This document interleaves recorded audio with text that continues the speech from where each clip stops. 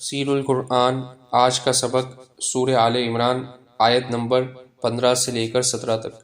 اعوذ باللہ من الشیطان الرجیم، بسم اللہ الرحمن الرحیم۔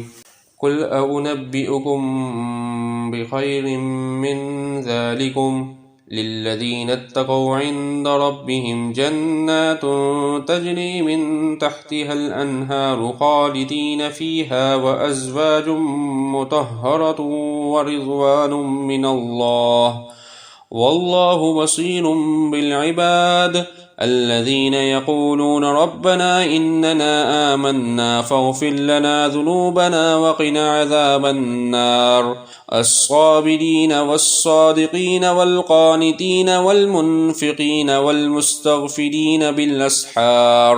ترجمہ: آپ فرما دیجئے، کیا میں تم کو اس سے بہتر بتا دوں؟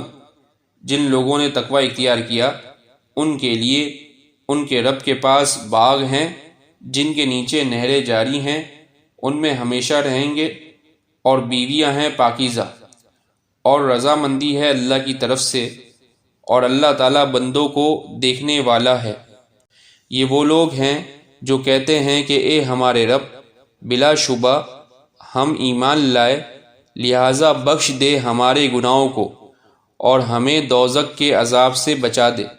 یہ لوگ صبر کرنے والے ہیں اور سچے ہیں اور حکم ماننے والے ہیں اور خرچ کرنے والے ہیں اور راتوں کے پچھلے حصوں میں مغفرت طلب کرنے والے ہیں۔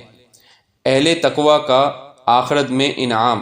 لوگوں کی دنیاوی مرغوبات ذکر فرمانے کے بعد اس آیت میں آخرت کی نعمتوں کو ذکر فرمایا اور بتا دیا کہ ان دنیاوی چیزوں سے بہتر وہ چیزیں ہیں جو آخرت میں نصیب ہوں گی، لیکن وہ ہر شخص کو نہیں ملیں گی، وہ اہل تقوی کو نصیب ہوں گی۔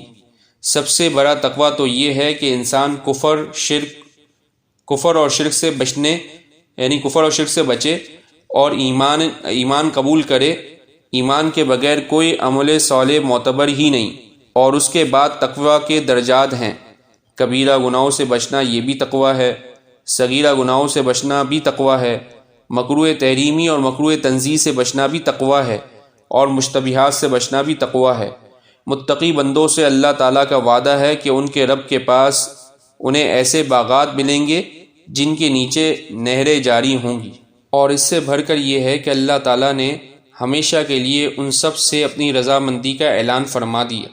اہل تقوی کو ان کے رب کے پاس جو نعمتیں ملیں گی، جن میں سب سے بڑی نعمت اللہ کی رضا ہے، ان کے ذکر فرمانے کے بعد ان حضرات کی دعا کا تذکرہ فرمایا اور ان کی چند صفات ذکر فرمائیں کہ وہ لوگ یوں دعا کرتے ہیں کہ اے ہمارے رب، ہم ایمان لے آئے، لہٰذا آپ ہمارے گناہوں کو بخش دیجئے اور ہمیں عذاب سے بچائیے۔